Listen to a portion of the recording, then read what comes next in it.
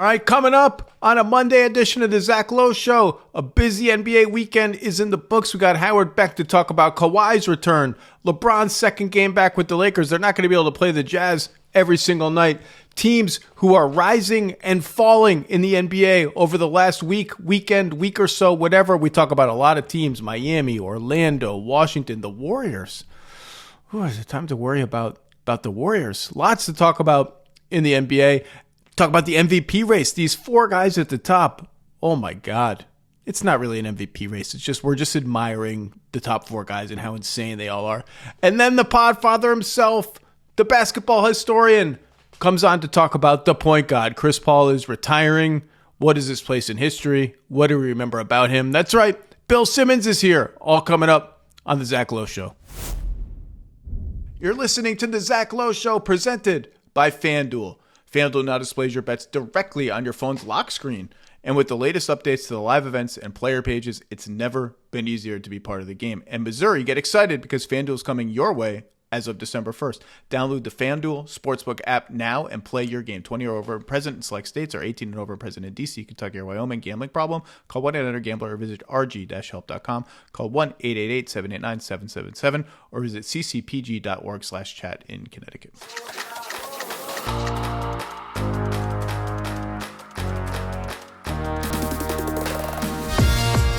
Welcome to the Zach Lowe Show. It's Monday morning and it's time to say those three words. What up, Beck? What's happening, Zach? How are you, my friend? Lots of stuff is happening. The Mets traded Brandon Nimmo. I'm going to have to do an emergency Mets Corner episode later this week. I can't believe it. I can believe it. Don't even know who that is. Yeah, he's a baseball player. He's a lifer. I actually had a dream last night about Pete Alonso signing with another team and how sad I was. This is what's happened to my brain.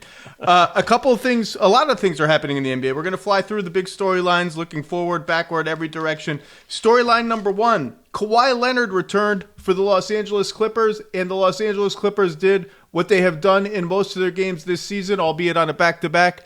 Lose by a lot of points to the Cleveland Cavaliers. Kawhi, 20 points on 6 of 13. Looked pretty good.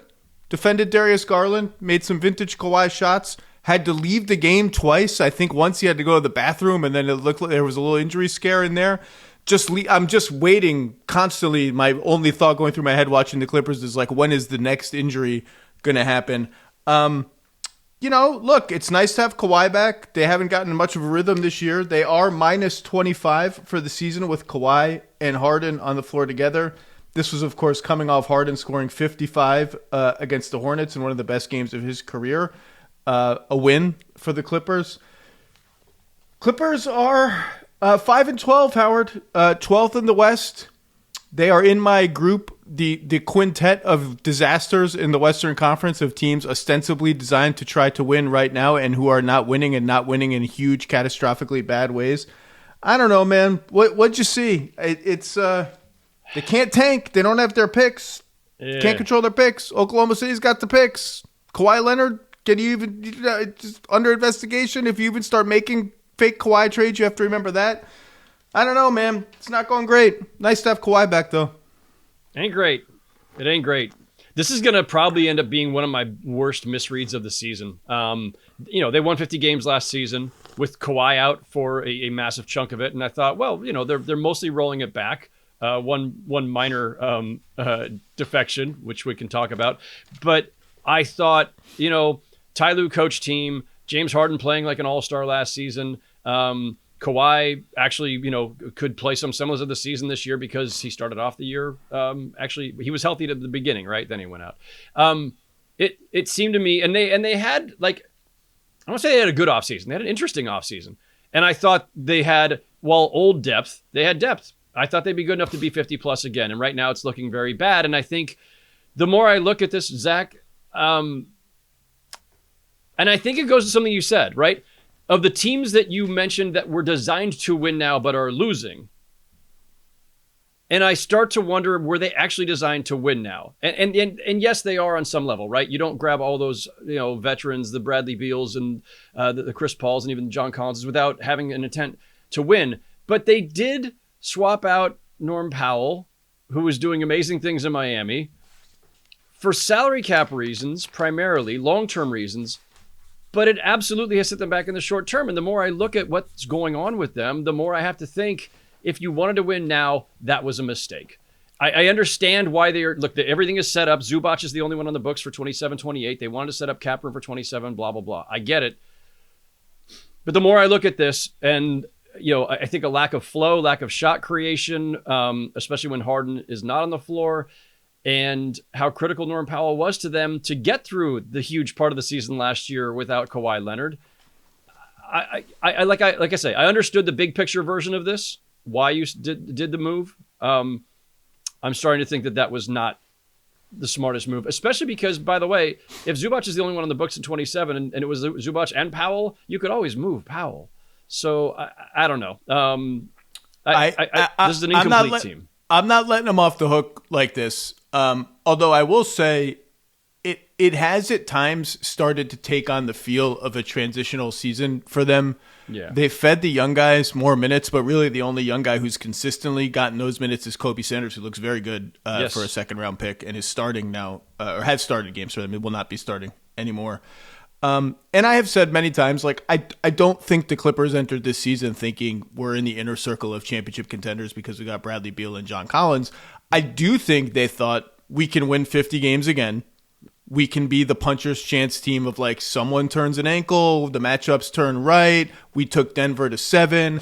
I don't think they entered this year thinking it would be anything like this. And the best evidence for that is people wondering around the league, what does that mean for this front office? If this team just stinks, what does it mean for Lawrence Frank and his crew in the front office? Are they even safe? And if they even heard a whiff of that, they wouldn't view this season as just a purely transitional season. There's no question. I think they underestimated how good Norm Powell was. I did too. I thought I thought the Beal Collins combo was a worthy shot at kind of changing up their team and giving it a jolt of something they didn't have, and it's completely blown up in their faces.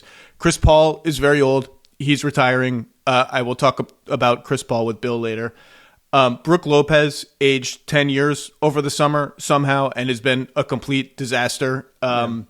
Last night against Cleveland, in the first half, they were like, we don't even think we can put him on Evan Mobley. We're going to try and put him on Naquan Tomlin. And he couldn't always find Tomlin, and it's ended up stuck on DeAndre Hunter. DeAndre Hunter torched him. Their defense has been a complete train wreck the entire season. They are 25th in points allowed per possession. Their perimeter defense, sans Kawhi and the young guys, is totally unwatchable. Harden is a turnstile. Beal was a turnstile. You can forgive Harden. In part, he's having an absolutely sensational season. 28 a game, efficient shooting, most points he's averaged in 6 years or something like that. I'm a little worried about the burden he's carrying, but someone's got to carry it because they can't score without him on the floor, especially when Kawhi's been out. They are such a bad transition defense team that it's completely embarrassing, and I think Jeff Van Gundy might throw a chair onto the floor at some point during one of these games. And their offense is 27th in turnovers, and so their offense is hurting their defense because if they commit a live ball turnover, it's over. They're not getting back. It's going to be a dunk or a three on the other end. They're old. They're slow. Kawhi will help, and the best thing they have going for them is inertia of the Western Conference. So they're 5-12. Teams 9 and 10 in the play-in right now are Portland at 7 and 10, and the Grizzlies somehow have soared into the play-in on the backs of a 2-game winning streak. They won 2 dysfunction bowls over the weekend. They beat the Mavericks and the Kings. Golf clap for the Grizzlies being number 1 on the pile of catastrophes, my quintet of hell in the Western Conference. And the Jazz are above them at 5 and 11, and I think the Clippers can reasonably hope, we can't possibly be this bad, and we can pass those teams, and we can get into the play-in, and we can be a 37 and 45 team and sell that as hey, we're not so bad. Maybe we can win a game in the play-in. Oh my God. Disaster season unfolding. Yeah. They remain a candidate for a crazy, just shot in the dark trade. They remain one of my sort of favorite sneaky Anthony Davis trades. And by the way, do I believe Mark Cuban when he says we're not trading Anthony Davis? It means nothing to me. I expect the Mavericks to trade Anthony Davis. Yeah. Kawhi looked okay, though. I mean, I don't know what else to say. Kawhi looked fine. He looked really good. Great. Kawhi looked fine. And I do look. I think they're going to be better at this. And I did the exact same exercise you did, which is is there a face-saving version of this where if Kawhi plays enough and they win enough games, and there's so many teams tanking in the West, that they should pass, right? Like right now, they'd be delivering the 8th best lottery odds to the Thunder. And that pick, like if it weren't for that, you'd say, well, whatever. All right, fine. Transitional season, they tank. And you shouldn't ever do anything just to save face. But there's this is the Sean Marks Brooklyn Nets sunk cost theory. That is interesting because when you talk to people around the league about fake Harden trades and fake Kawhi trades, and it's just extremely hard given their styles, their ages, their salaries. Yeah. I don't think there's really anything there. You hear this, well, they can't trade those guys because they don't control their pick, and you do want to say, well, they don't control their pick either way, and so if you can get back assets, maybe you should just get back assets. But Steve Ballmer has never shown any. It's not just that they don't control the pick; it's they have an owner who's wildly competitive and sits there on the sidelines like a freaking piston in a car engine, going for every basket they score. So yeah.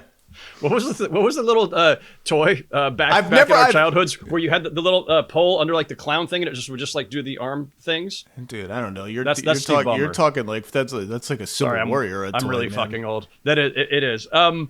Listen, Harden, not for nothing, career high efficiency right now and shooting a career best from 3. And not for nothing, this is you mentioned trade possibilities. This is the longest he's been with one team since he forced his way out of Houston all those years ago. So 3 consecutive seasons with one team. Congratulations, James Harden.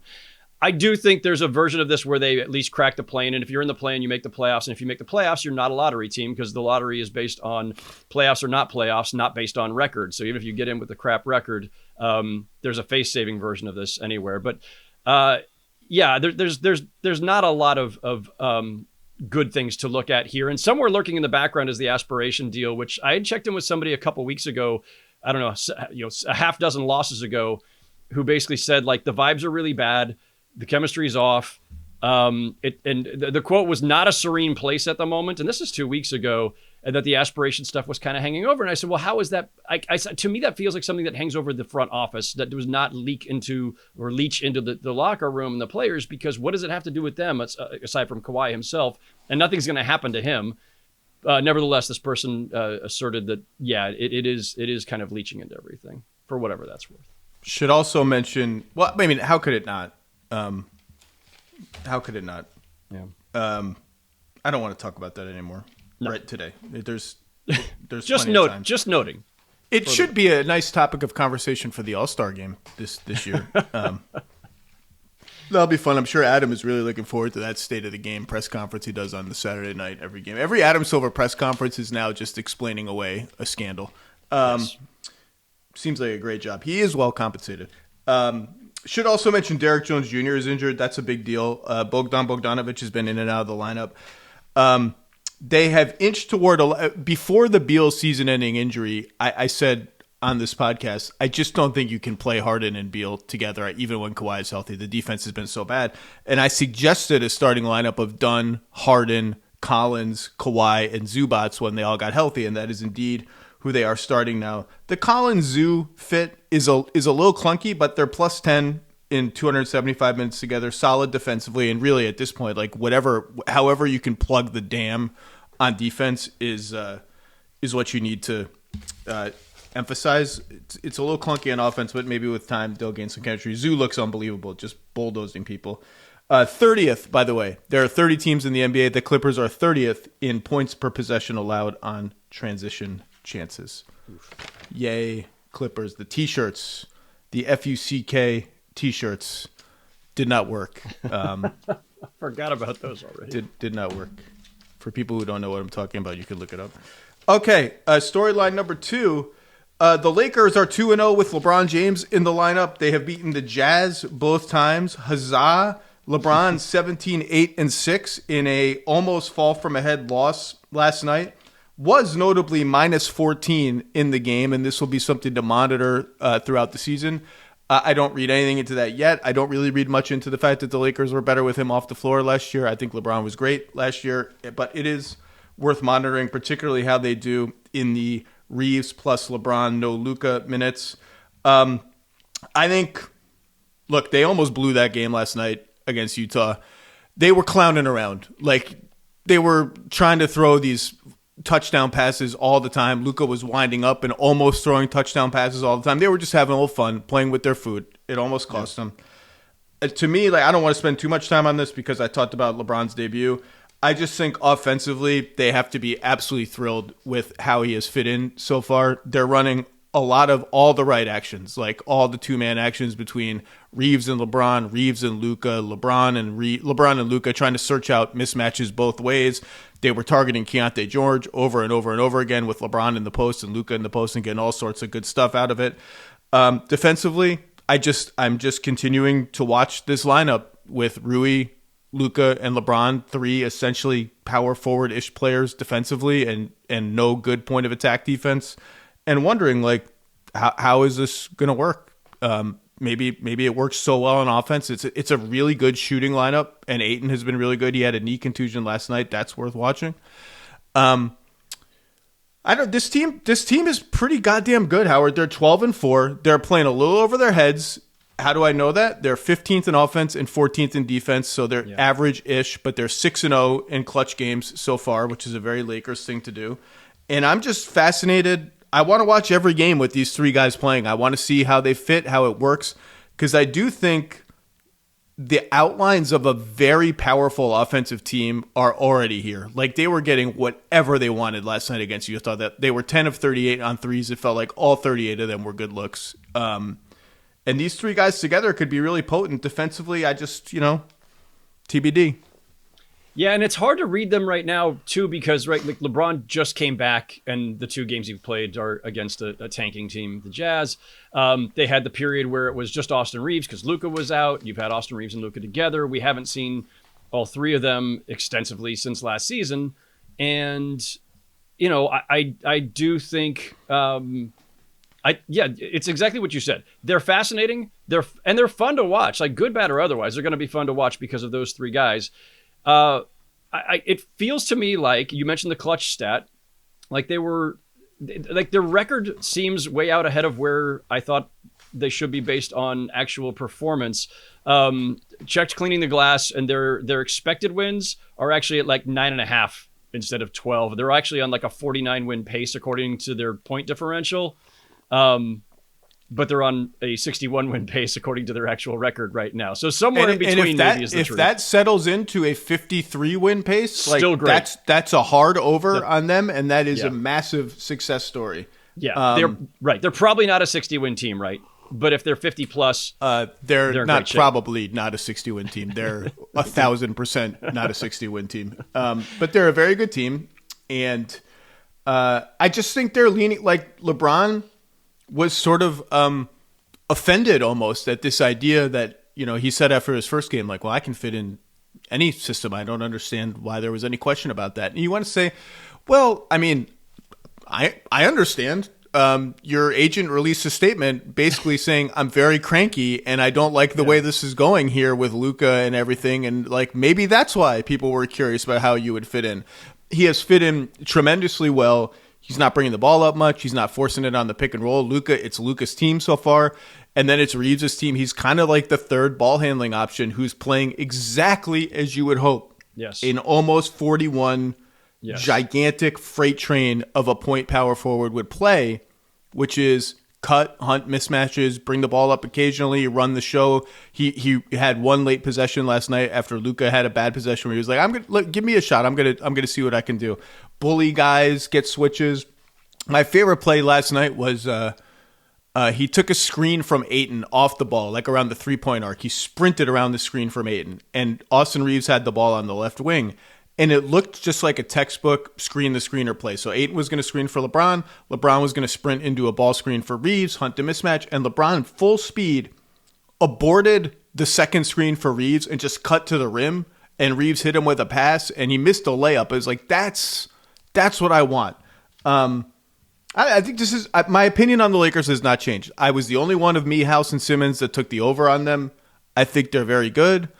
I just don't think that they are good enough to win 3 playoff series in the West because of their age and their defense. However, Mr. Beck, a big piece of news over the weekend relevant to this very discussion was Aaron Gordon messing up his hamstring again and being out 4 to 6 weeks. This is now kind of an officially recurring thing for him. He played that Game 7 heroically on one leg against the Thunder last year and played sensationally.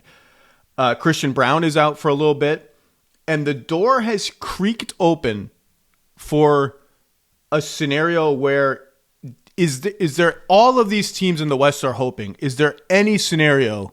Forget the Thunder. They're first. They just never lose basketball games. They never play close games. It's just like they're over here blowing the shit out of everybody. Is there a scenario where Denver can fall to 4? And those two teams, assuming Denver gets out of the first round, which I would definitely pick them to do, play each other in the semifinals instead of the West Finals. And we just have the bracket just breaks right. Maybe, I mean, I still think Denver is like easily the second best team in the West. Maybe not easily. The Rockets are right there with them. That was a great game on Friday, by the way. Super fun game, Rockets Nuggets. But the Aaron Gordon thing it's a huge deal. They're now down 2 starters. We'll see who they start. They could start Murray, Hardaway, Watson, Joker, and who else? Cam Johnson. They could start. They started Zeke Naji one game recently. I'm watching Jones. Spencer Jones has been pretty good. Player. And Peyton Watson just 39% on threes all of a sudden and taking them with confidence. And Jokic is feeding him. And every pass Jokic makes to him, you could almost see him being like, just shoot, man. These are long-term shots. This is for the greater good long-term. You got to take them. If you don't make them, take the next one. I don't know. Aaron Gordon is one of my very favorite players in the NBA. And I'm just knock on wood, take it slow, get healthy for the playoffs because they need all hands on deck to get out of the West. I know this is a different hamstring. It's the other leg this time, but it was the hamstring back in the playoffs. And like, he's just had hamstring issues. And take your time. He's an awesome player. He's really fun to watch, and he's really fun to watch with Jokic. And as much as we always talk about, Jokic's connection with Jamal Murray, like Jokic and Aaron Gordon are like, connected on some other wavelength that we can't even see. He's super important to them, and he's a super fun player. If it's really 4 to 6 weeks for him, and if Christian Braun is out for most of that too, I was looking at this 15 games between now and basically New Year's, 9 on the road, 6 at home. 8 of the games were against teams that are currently above 500, and they end the year in the midst of a 7-game road trip that is at Orlando, Miami, Toronto on New Year's Eve. All of those teams playing well right now, obviously. And then into the new year, it goes at Cleveland, Brooklyn, Philly, Boston. So like they're going to get tested. It's going to be, I think, a tough stretch for them, and we'll see. Peyton Watson career high last week in New Orleans. So yeah, he played great. You know who's going to be at that game in Toronto? Your boy right here. Toronto has an incredible holiday schedule. I'm very excited. Not only am I going to be at that game as a working member of the media, I cajoled my wife, sister-in-law to get 4 tickets, 2 for them, 2 for our daughters. And I told them, watch the game. We're not going to be socializing. We're not going to be walking around buying merchandise. You get to see this dude up close. It's like you're close to God if you can watch Jokic up close. Pay attention. My 10-year-old, pay attention. Do you see that pass he threw the other night against the Rockets? The no look over his side of his head that almost hit Jabari Smith Jr. in the head. I was like, even I was showing it to a buddy of mine last night. I was like, I watch this guy every night.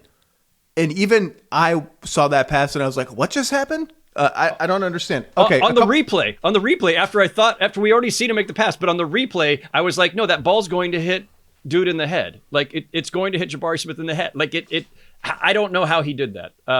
That was incredible, but he's always incredible. A couple other Lakers notes. Again, Ayton, knee contusion. We'll see. He's been everything they could have hoped for so far. Maxi Kleber got in that game and looked pretty spry. Doesn't look like he wants to shoot threes, and like half the point of Maxi Kleber at the 5 is shooting threes, so get that taken care of. Gabe Vincent, after a kind of a rocky couple of seasons since the Heat finals, injuries, subpar play, is he kind of becoming the guy the Lakers hoped he would be when they signed him?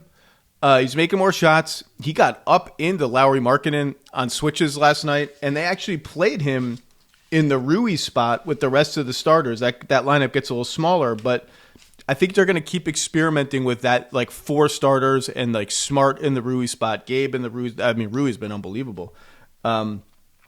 Just worth noting. Can we just take a little detour into the insanity of the early season MVP race as we reach the quarter pole? Absolutely. So, I mean, there's been obviously a ton of Jokic MVP talk. He was my preseason pick. He's averaging 30 points, 13 rebounds, 11 assists, shooting 63%. He, again, leads the league in most advanced statistics because that's just what he does. And for better or worse, when you're splitting hairs, and that's what we're going to get to here, if he carries the Nuggets to the 2 seed with all these injuries, that's going to help his MVP case, even with Jamal Murray having the best start of his career. And then Giannis got a lot of early season MVP buzz. The Bucks are so far kind of dead in the water without him. I think they've lost 4 in a row. Yeah. The last 2 or 3 without him. His numbers are 31, 11, a career high 7 dimes. He's shooting 63%. Defensively, he's still very good, and obviously he's carrying a roster that is not awesome without him. And so you've heard a lot of those 2 guys. And then you look, like, I know Shea's just like every time I watch the Thunder, it's like another 30 piece, no J-Dub, other guys missing games. Let me check out Shea's stats. Oh, 32, 7 assists, 5 rebounds, 54% shooting. 59% on 2s, 41% on 3s. Sniffing, he's a free throw away from 50, 40, 90. 1.5 steals and a block a game. As good or better as he was last year when he stole the MVP. Not stole, when he swiped the MVP, when he nabbed the MVP, when he took the MVP from Jokic. He was my pick for MVP. Unbelievable. And then you're like, wait a second, what about Luka? Luka looks fit and defending better and just a machine of offense. 34.5 points, 9 assists, 9 rebounds, 47% shooting. The only blight is 31% on 3s, and he's making up for it somewhat by leading the league in free throw attempts at 12.5 a game. The Lakers are plus 60 with Luka on the floor, minus 18 with Luka off the floor. And it just feels like, again, when he's on the floor, they just get whatever shot they want. I said before the season, I had a whole question. I can't remember who I asked it to. If you had to pick anybody to crack the top 4, not win the MVP, just unseed one of these guys for the top 4 spot on the MVP ballot, who would you pick? And I think it was Goldsberry. He picked Wembanyama. I picked Anthony Edwards. But this just underscores these 4 guys. You have to sit back and just marvel. They're all averaging over 30 a game. They're all putting up crazy historic numbers at the same time. It's just... As the kids say, what a time to be alive with these 4. You can't crack them. Like, no, even Wemby, as amazing as he was, if he reaches the games limit, which is going to be tight now with this injury, it's like, we'll see where I can put him, but just getting 4th would be a heroic accomplishment for anyone else in the league. I don't see how anybody's going to crack that top 3. I mean, listen, a lot of things can happen, obviously, injuries, everything else. And we don't know where the Lakers will end up, just in terms of the win-loss part of it, which, factors in for sure. But yeah, I mean, you look at the guys on the fringe of this right now, and it's, if I'm looking at the MVP tracker on Basketball Reference, which does this, via algorithm, and, Cade Cunningham is flirting on the fringes of this thing, but I don't think we expect he's going to crack that top 3. I mean, look, if Detroit breaks the all-time wins record, then yeah, Cade Cunningham's going to be on the list. There you go. They've won 1 million games in a row. And Giannis has just been, you could just etch him in preseason every year for somewhere in the top 3 or 4 in the MVP race. And yeah, the injuries and the games limit could potentially knock him out, and the Bucks record could throw him down a couple of notches too, depending on how they go. But those 3, Doncic, Shea, Jokic, absolutely phenomenal. And I don't know if you wanted to veer into this at all, but I mean, I do think part of the fascinating part of the Lakers season is watching how LeBron conducts himself the rest of the way, because there was the contract stuff, and because there is the contract stuff, because he's going to be a free agent, and because he's going to be 41 soon. And his first 2 games back, to me, looked like a guy who was deferring and fitting in based on, I just came back after not playing for 7 months, basically. Is that going to be his posture the rest of the way? Something I wrote about last week on The Ringer. Is he willing to be, essentially Luka's wingman, or Luka and Austin Reeves' wingman, as opposed to the focus of everything? And these first 2 games have been, as you noted, exactly what you would hope for. Exactly the ideal for a guy who's about to be 41. But I am curious, given how much he has led with his pride and ego and everything else over the course of his career, is he really ready to do that, to effectively become Kareem to Luka's Magic Johnson or not? And I do have my eye on that, and I love what I've seen from LeBron so far. I hope that is where he is. Great piece on The Ringer last week by you, looking back at the Kareem Magic fit and comparing it to the LeBron Luka fit and contrasting it too. Everyone should read that. Okay, that's it for the Los Angeles teams. This episode is brought to you by Amazon Prime. The holidays move quick, like a fast break down the court. Luckily, Prime's fast, free delivery means everything arrives on time. Prime's fast shipping is always there for you during the holidays, especially when it's last minute and it just can't wait. Need some holiday magic? It's on Prime. Head to amazon.com/prime to shop now. Our next pick was we're gonna pick 2 rising teams and 2 falling teams based on the weekend and the events of the last week or so. Here were my nominees for rising teams of the week. Detroit, I did you last week. Did a whole segment on you. We're gonna park you over there. Toronto, you've won 7 in a row. Ditto. Did a whole segment on you last week. Not much has changed. You beat some bad teams. Great story. Can't wait to get up to the Great White North soon. Memphis, I mentioned they won 2 toilet bowls over the weekend. That's not going to get you the award here. And Sacramento won a basketball game, which for them counts as getting on this list. The Suns are on, I believe, a 3-game winning streak. Yes, and beat the Wolves over the weekend. Did you see that game? Wolves-Suns on, I think it was Friday? No. I got to tell you, I don't know that there's ever been a good team that melts down like the Minnesota Timberwolves. They melt down like a 9-73 team. When it goes badly in crunch time, it could not possibly go any worse. And the game they blew against Phoenix was unbelievable. I've talked about the Suns too. So here are the nominees that we picked: the Orlando Magic and the Miami Heat. And I want to start with Orlando, despite the fact that they lost against Boston yesterday on Sunday with no Suggs and no Wendell Carter Jr. It's starting to happen, Howard. It's starting to burble up. The Magic are winning some games without Paolo Banchero. Their offense looks like it's flowing a little better. Spacing's a little better. What's going on here? Before last night's game against Boston, their offense was top 10 since Banchero's injury. Now this is like a 5-game stretch or something. And it was just sort of like interesting to watch. And you hear around the league these burblings of, hey, Paolo was not having this tremendous kind of season. Lots of long twos, 5th most ISOs in the league per 100 possessions, and a very bad sub 1.0 points per possession figure on those ISOs, according to the Second Spectrum data.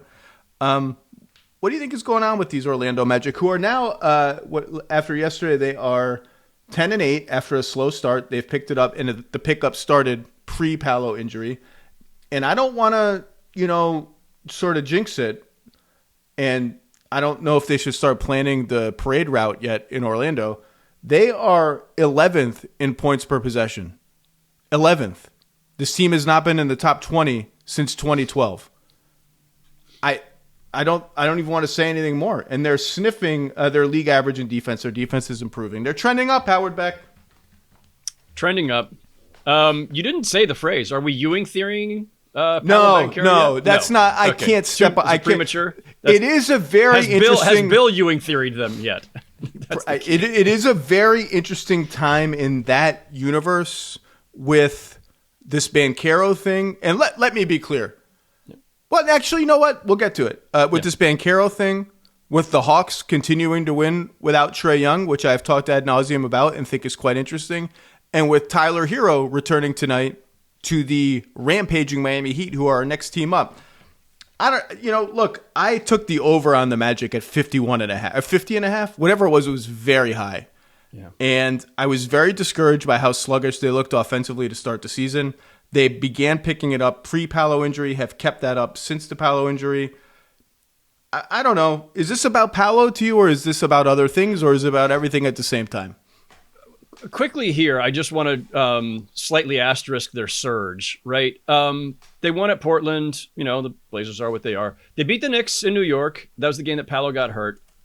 And then the wins are against Brooklyn, the Warriors who are struggling, the Clippers who are not good, the Knicks who by that time were missing OG Anunoby and whoever else there. And the losses during this stretch, it's a 6-2 stretch. The losses were at Houston, okay, really good team. At Boston, So I just kind of note to myself, are we sure everything is solved? I'm not going to just hold on a second. They beat the Warriors who were trying in that game. Sure. They had everybody. They sat right now. That's fine. Do you have to play against the Warriors? Yeah. They blew the shit out of the Clippers, and they beat the Knicks twice. OG or no OG, they beat the Knicks by double digits twice. I'm not going to poo-poo that. All right, it's fine. I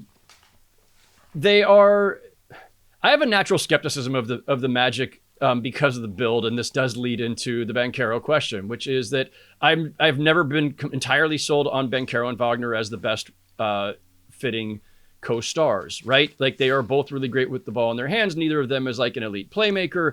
I don't know that there's I never see a ton of synergy of them playing off of each other when they are both playing. And it's not that they're better off without Banchero, but I do think some teams sometimes are better when things are simplified. When you know exactly what the pecking order is, but also when you only have one guy who tends to dominate the ball, and it's not taking turns, it's not having the offense just kind of plod and the ball stick. This is a very ball sticky team. They are right now 22nd in assists, and they're in the bottom third for potential assists. They're way down there in points created via assist. 18th in passes per game. This is not a big ball movement team. And that's fine. You can win that way with a lot of ISO play and just a lot of, Banchero doing Banchero things and Wagner doing Wagner things. But I've always been a little skeptical of the build. And so I am at least curious how this ultimately plays out during the time that I don't know how longer we're expecting for Banchero to be out. But I'm curious is all. You don't believe in magic, just a grumpy skeptic. Look, the Paolo skeptics, and there are many around the league, and there are some, and they lean toward the more analytics bent, would point out that the Magic were more or less the same team with Paolo on the floor versus off the floor last year, and better substantially with him off the floor 2 seasons ago, and now looking a little bit more flowy with him in street clothes. Anyone, skeptic or not skeptic, would point out that during this stretch, Suggs is playing more and better. Yes. Bane is playing more and better. Wendell Carter Jr. is playing better. Anthony Black is making a little bit of a mini leap. De Silva is I love De Silva as a role player. He's great. Isaac all of a sudden looks like 2 out of every 3 games looks like Jonathan Isaac again and is contributing. And so a Paolo skeptic would say, well, they're touching the ball more. It's more of an equal opportunity offense. Of course, they're playing better. Of course, they're shooting better. A Paolo booster or neutral person would say this was bound to happen as the team settled in, Bane settled in. Shooting can be fluky, and their shooting has been better. Passes per game, flat with and without Paolo. And for the season, their net rating is the same with Paolo on the floor versus Paolo off the floor.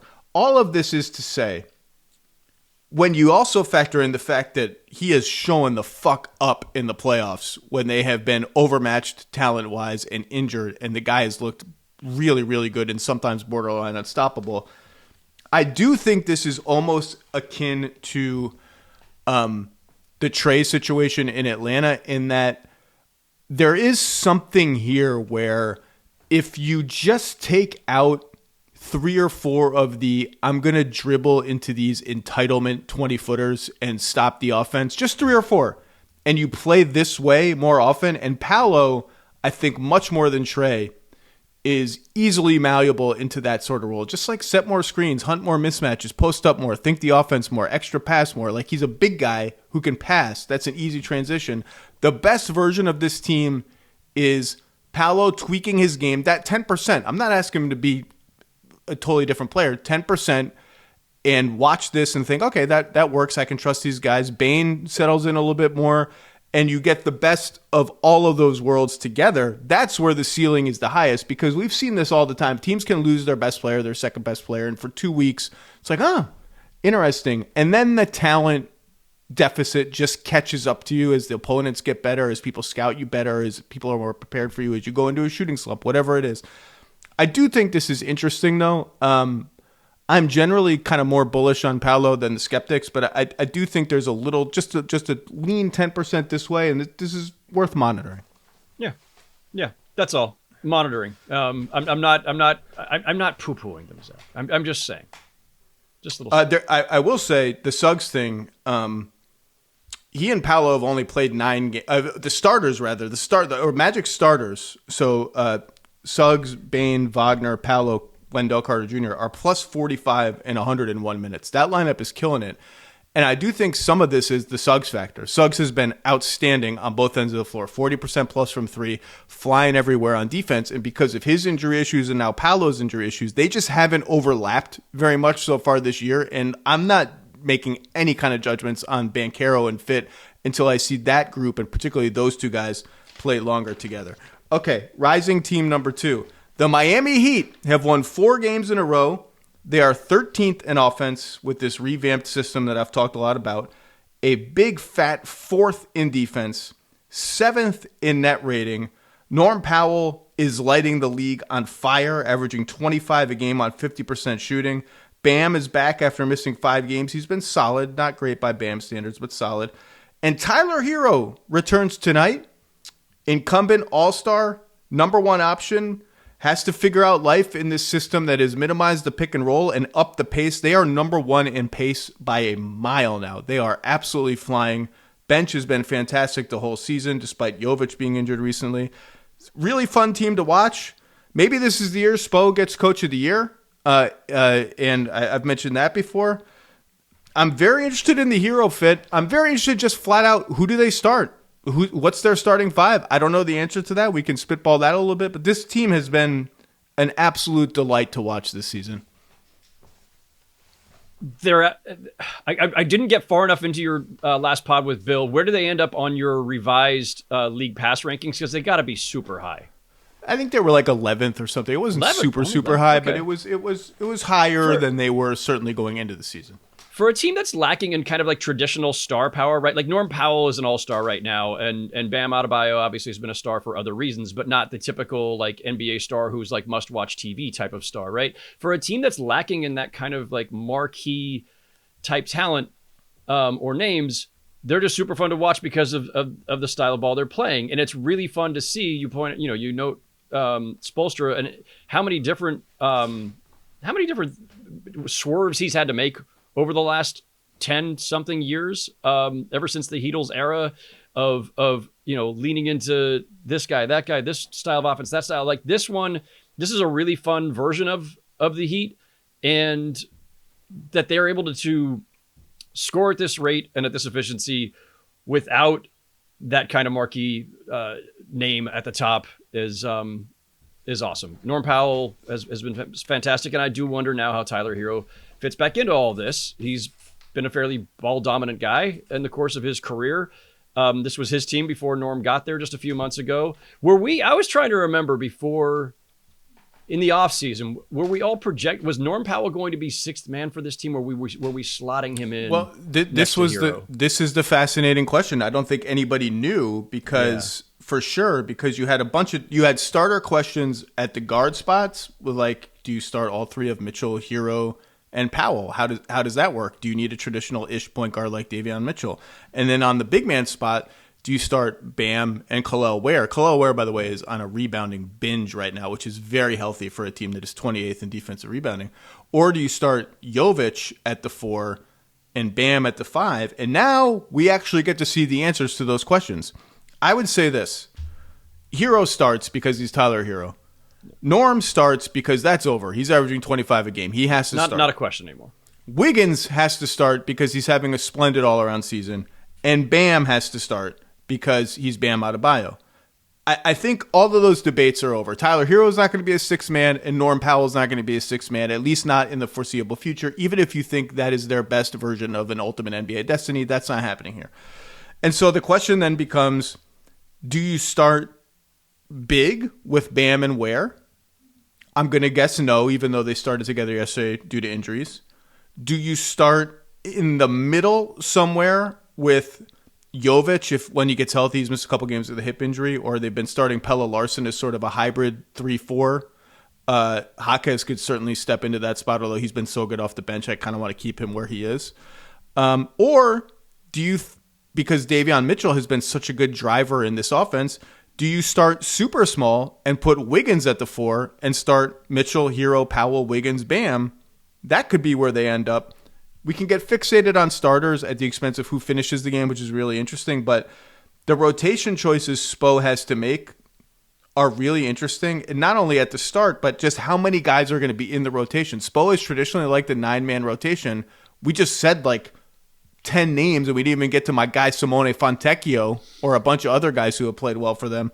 Interesting choices, good choices to have. I said all summer the Heat are going to be better than people think. I think even without Hero, I think they're going to be better than people think. Took the over. I think this team is legit good. They're even better than I thought they were going to be. One red flag. Opponents are shooting 31% on threes. That's the lowest mark in the league. That's going to regress, and how do they fare when that regresses? I still think this is a good, solid team with a chance at a top 6 seed. And as far as Hero, I think the fit's going to be fine. I think he's going to figure it out. Shooting is the great fail-safe answer to a lot of fit questions, and the dude can shoot. Defensively, I think that's going to actually be the more interesting part of the equation with Hero and Norm together. How does that work? But offensively, I think it'll be fun. Yeah. No, I way underestimated them, to be honest. You were much higher on them than I was preseason. But I did not see... even though Norm Powell had a very, very good year for the Clippers and flirted with All-Star candidacy last season, I did not see another gear from Norm Powell, which he apparently had and has. So they've been really fun, and I love all the ball movement, the pace, everything. They're just stylistically very fun to watch. Before we go to the falling teams, I do want to mention I mentioned Memphis won 2 of the toilet bowls over the weekend, and one of them was against the Mavericks.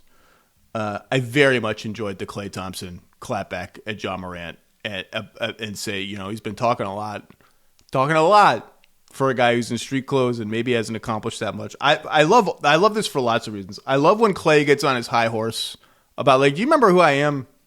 You remember the 11, 12 threes, whatever it was I hit in Game 6? Remember that? 4 rings? Remember he held up 4 rings at Devin Booker a few years ago, which he has since said he regrets doing. I love when he's just settle down, one playoff series win in your career. Settle down over there, okay? I enjoyed settle down, guy who hardly ever plays. He pointed out he basically checked every possible box. Doesn't play a lot. He used the word accountability at one point. He just hit all the soft spots there. John Morant should not be messing with Klay Thompson. Klay Thompson's a made man, and John Morant is, he's John Morant. Falling teams. Here were the nominees: Warriors, Wizards. Hint, they're the winners. Other nominees: the Knicks. Get your freaking defense in gear. I know OG Anunoby's hurt. That's bad. You're a little smaller. Cat. Some players are kind of snapping at Cat during some of these games. They're like, where were you, man? You're supposed to, that's your rotation. Milwaukee. Life is hard without Giannis. Utah's lost a couple tough ones in a row. The Pelicans are 2-15. Have lost 9 games in a row. You may have heard, Howard Beck, that they do not control their first-round pick in the upcoming draft. Not sure if you heard that. Is that true? Really? I'm pretty sure Joe Dumars knows. Yeah. He's got 2 phones. Those were the main. And Portland, 2 more. Portland 2-7 in their last 9 games, but they're missing Holiday, Scoot, and Sharp, so I'm going to give them a little bit of a pass.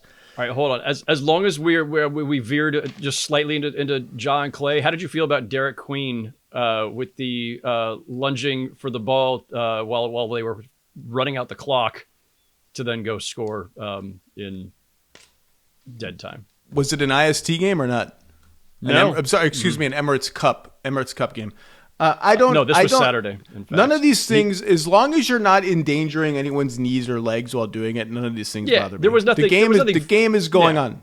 It was just one of those little impulsive kind of like he's young, he's a little immature, but also like that was kind of fun. But also the other team is crushing you by 1,000 points, and they're just running out the clock because that's the classy thing to do, and you're going to go steal the ball. I don't know.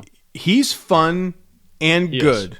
And even in ripping that trade a new one when it happened, I said on this podcast, there's a world in which Queen is good, and we look back at this like some of the other sort of golden chip trades that shocked us when the Kings traded one of their first-round picks or a swap to, I think it was initially Philly and then Boston. I can't remember exactly where it went. And when there was a Heat pick that got traded all around the league that was a golden chip. And both of them end up being like 11th, 12th, 13th. It's like there's a world where Queen is good, Zion's healthy, and we're all apoplectic about this trade, and it ends up being they get a good rookie and they trade Asa Newell and the 13th pick in the draft, and the value proposition suddenly a year later looks okay. They're 2-15. Yeah. So this is not on track to be the 11th or 12th or 13th pick in the draft. This is, in fact, on pace to be a guaranteed top 5 to 7 pick to 8 pick in the draft. They're really counting on the lottery odds. Holy smokes. Okay. And Charlotte was also nominated here, 2-11. LaMelo Ball continues to just play sometimes. Brandon Miller's back, 2-11 rather in their last 13 games. Con Knipple. Holy awesome. Knipple. Awesome. 50, 40, 90 right now almost. 49% from the field overall. Okay. Warriors.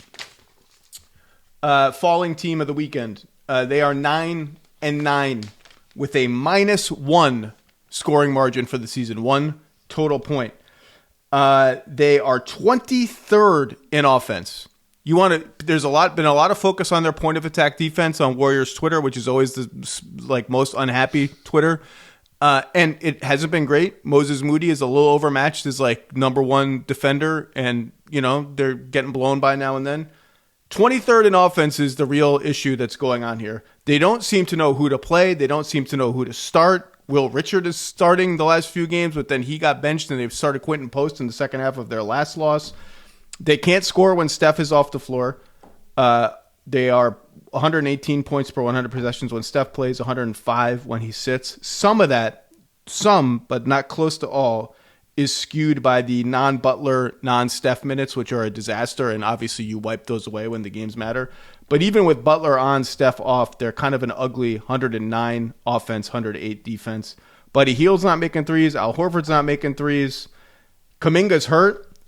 Every time they win 2 games in a row without Kuminga, we're better without Kuminga group. Hey, where's your Kuminga tweets now? Where's the Kuminga stuff? He stinks. He doesn't fit the system. Well, they've lost 3 in a row. One of them is their JV team against the Heat. So, I continue to say this is a team. They cannot shoot from anywhere in 2-point range. They're 21st in 2-point shooting. Their rim paint game stinks. No one wants to shoot in the paint. You know who wants to shoot in the paint? Jonathan Kuminga. The best version of this team still needs him to contribute to it.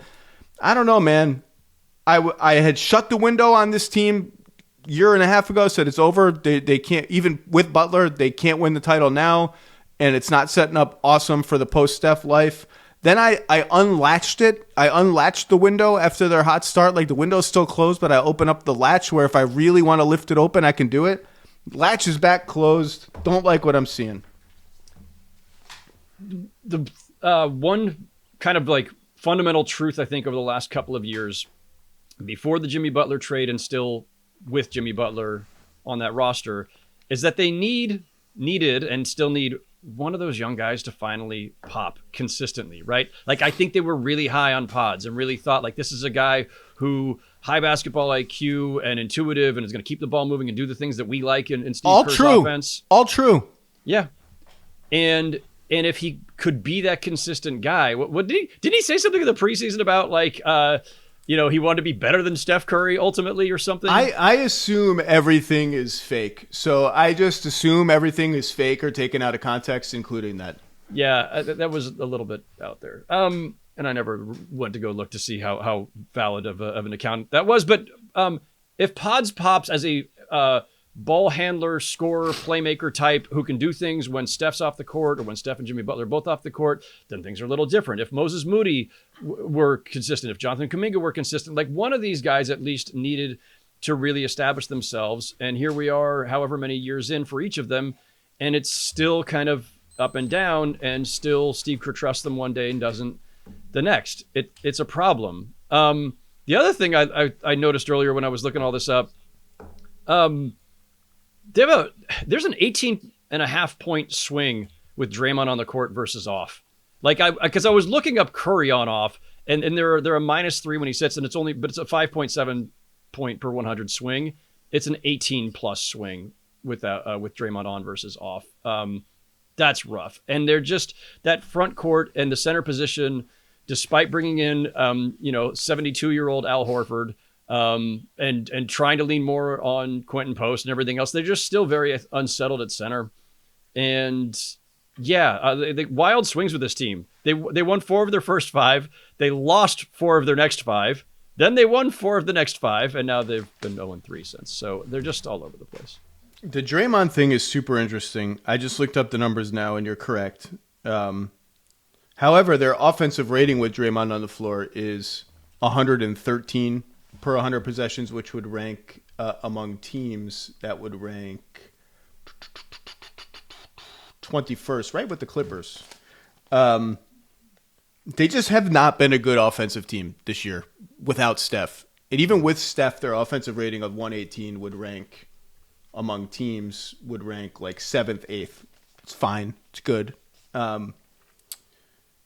Some of that is the three-point shooting will correct itself. They've been an average three-point shooting team, and some of their best shooters are not making shots. Some of that is they'll get healthy. They're still plus 32 in 130 minutes with Curry, Butler, Green, and Kuminga on the floor. They can't mothball that. They've got to keep trying it one way or another. Maybe even start Kuminga again because none of these other solutions look awesome.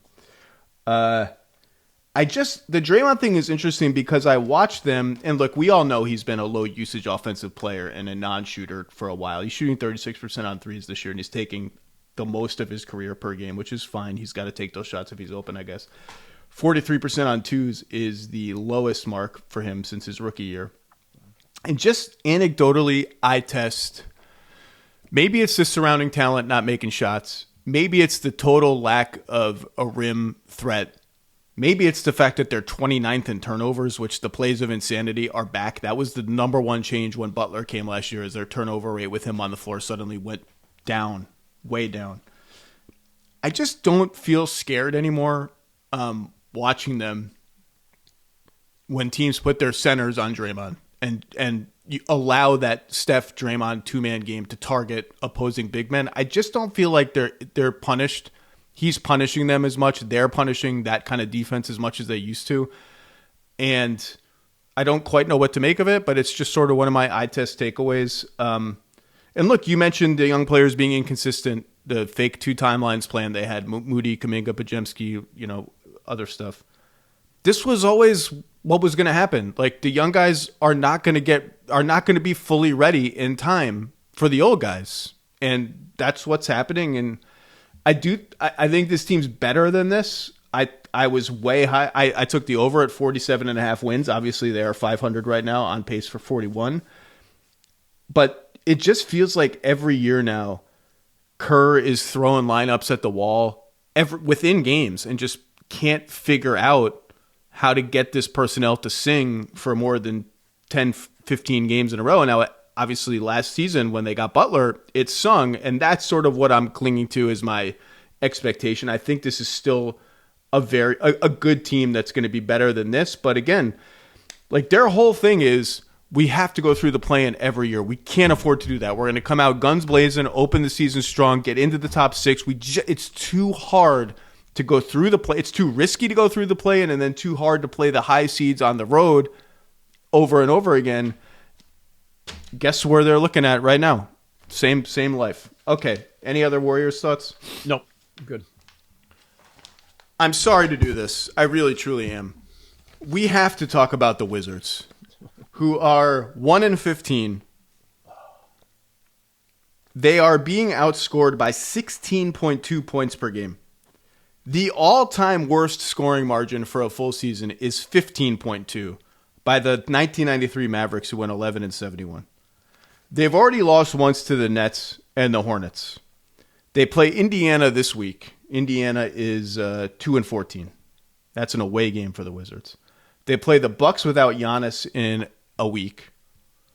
They have Memphis and Charlotte on the road before Christmas. If they go like 1-3 in those games, or 2-2, or maybe if they even don't, 9-73 is officially in play. We are on Wiz Watch right now as for the worst team in the history of the NBA.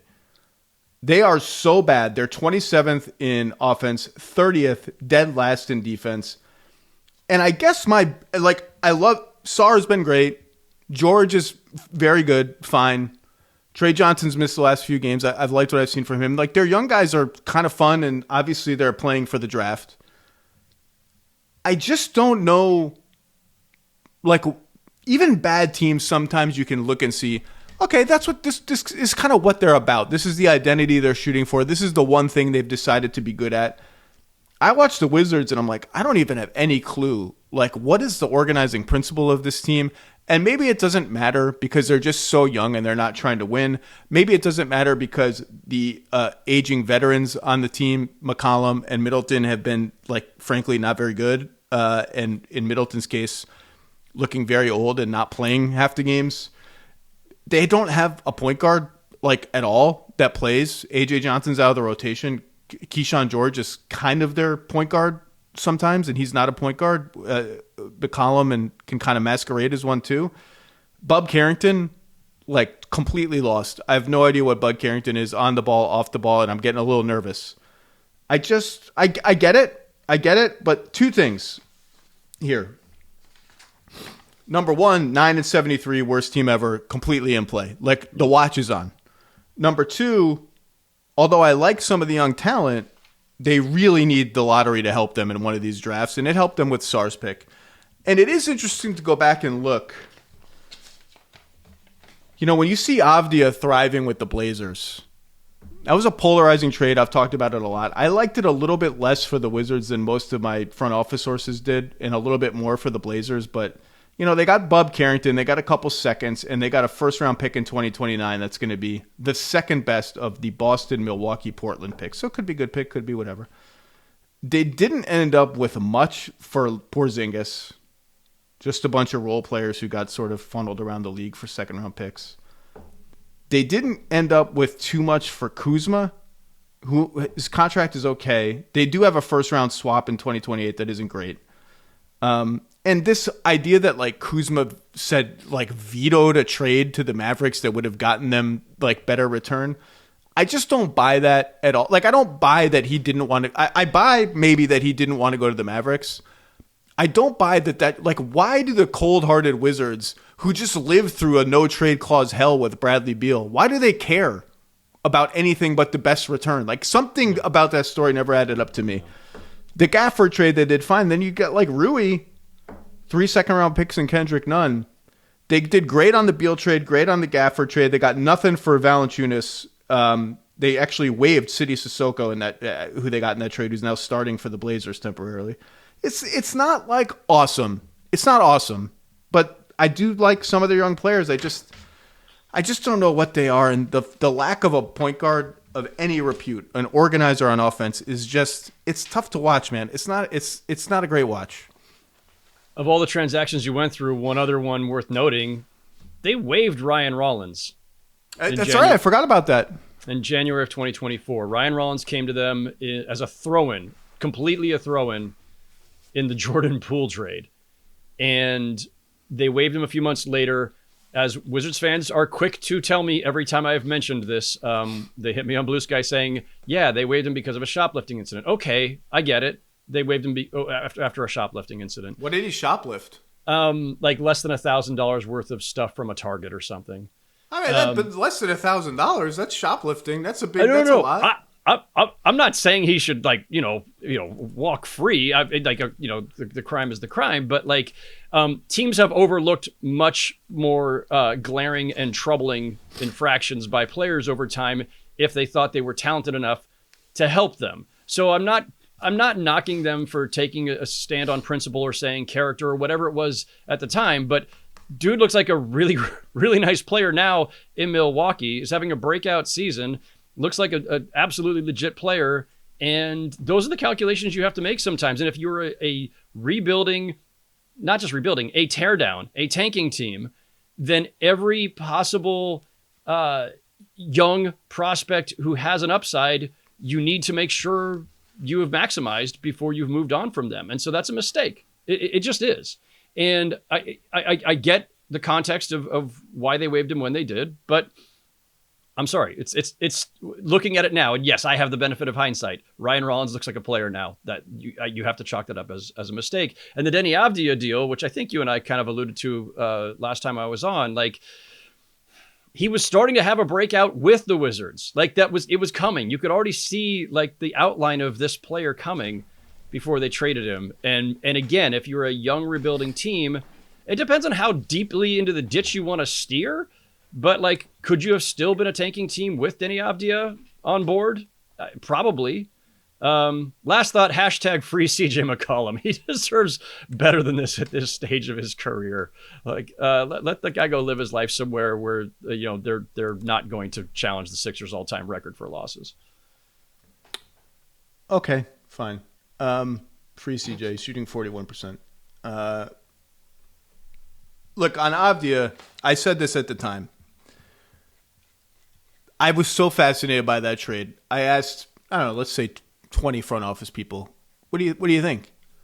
And I would say 2/3 of them, I've estimated this roughly 60%, 2/3, whatever, said, you know what, Avdia is good, but when you're the Blazers, you shouldn't be in the business of trading first bites at the lottery apple, even for good players.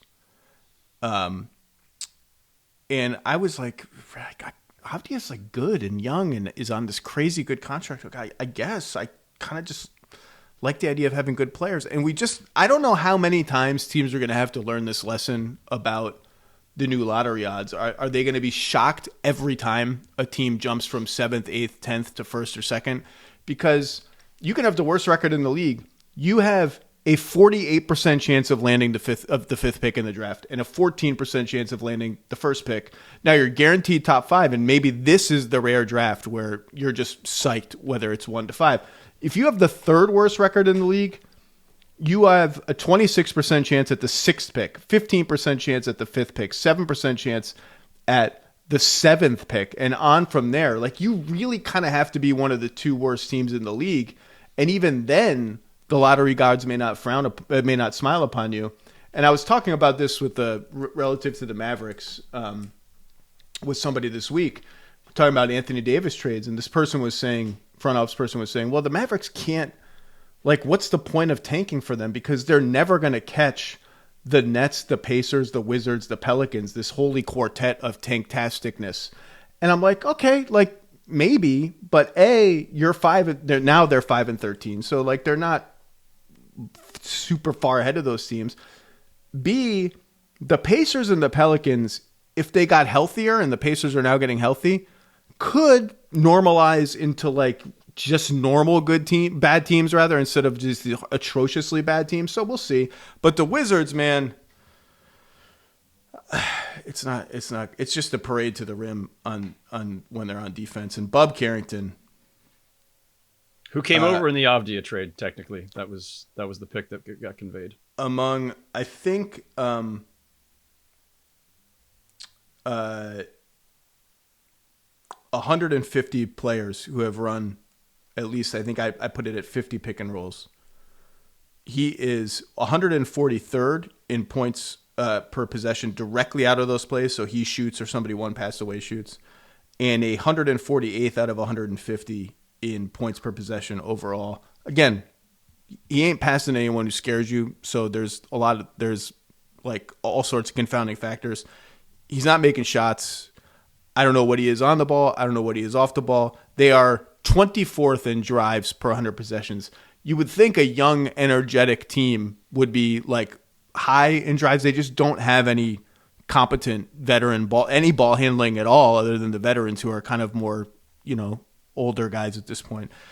It's just a depressing watch. But maybe they'll make some history this year. I hate their gold uniforms too, by the way. Where are the cherry blossoms? Where are the cherry blossoms? You had one good thing happen to you in 5 years and you threw it in the garbage. Where are they? I think they may come back at one future season. One thing about the challenging for the all-time futility record, the Sixers, we thought were going to do it back during the Sam Hinkie era.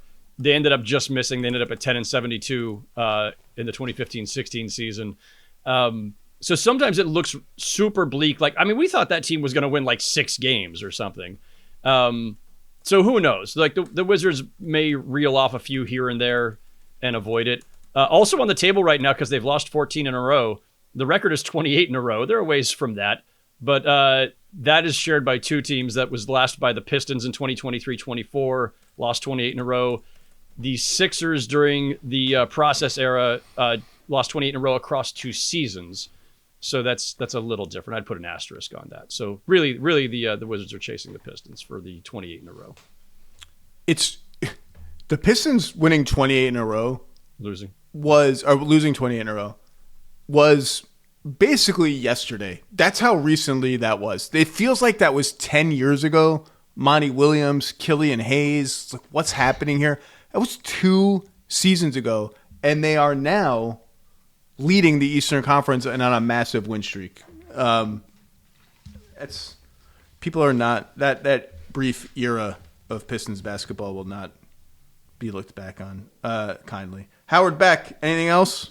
We covered a lot. There's a lot going on. What did we miss? A lot going on. It's Thanksgiving, and it's Thanksgiving week. Are you going? Does the family do the parade or anything? We're going to be at the parade for the 20th consecutive, not 20th, about 15th consecutive year. We started taking our daughter when she was 4, and it just became a thing. Even though I was always kind of a non-parade person prior to that. Maybe this will be one of my next Zach's Insights to Mediocrity. We're trying to get Mike Tirico to come interview me for Insights to Mediocrity, but I hate parades. I think parades suck. They're absolutely ridiculous. I never enjoyed them, but when you have a kid, as we both do, you start doing things for them, and then it just suddenly it becomes a thing, and it became tradition for us. So we will be sitting there somewhere off Central Park on Thursday morning. And then we'll go visit our friends up in Westchester County, and so that'll be fun. I hope it's not cold for you. We have been there when it's been a blistering 10 degrees before, and it is highly unpleasant. By the way, you mentioned Tirico, which reminded me of new NBA partners, which reminds me, congrats on the Prime gig. That's fantastic. When are we seeing you on TV? We're talking about Amazon Prime wants to franchise Insights into Mediocrity and to just make it a whole streaming show. Shoplifting reminded me of a story, by the way. One of my great moments as a high school teacher, an educator, frankly. I'm glad this didn't involve you shoplifting. I was one of 8 faculty members who chaperoned the band trip to Florida, Universal Studios, Florida, from New Jersey, a 24-hour bus ride. Not a great time. And a student was caught shoplifting from the gift shop, one of the many gift shops at Universal. And me and my friend Tim, fellow colleague, we had to run into the bowels of Universal Studios, into the security apparatus where he was in a holding area. And I just remember, and the whole bus was waiting to go to the next thing for this kid who had shoplifted a freaking bracelet. And I remember putting my teacher ID, my Cresskill Junior Senior High School teacher ID up on the window of this guy's cell.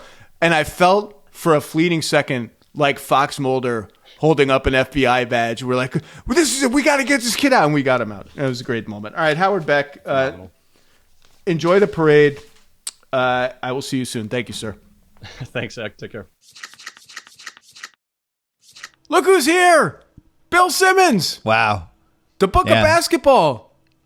Had to have you on today because Chris Paul, the point guard, announced he's retiring at the end of this glorious Los Angeles Clippers season.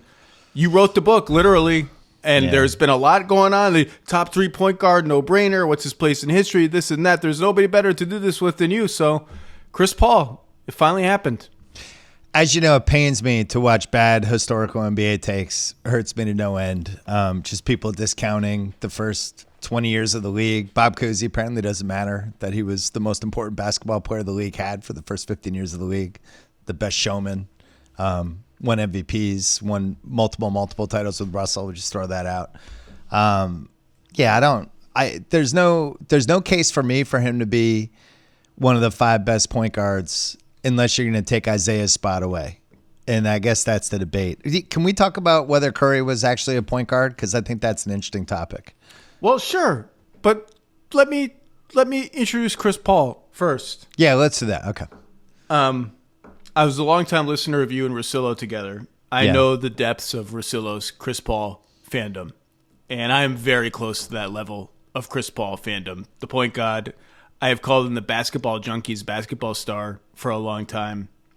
An unflinching perfectionist who wrung every bit of efficiency out of every moment within every possession. Something you have to do when you're 6 feet tall, maybe.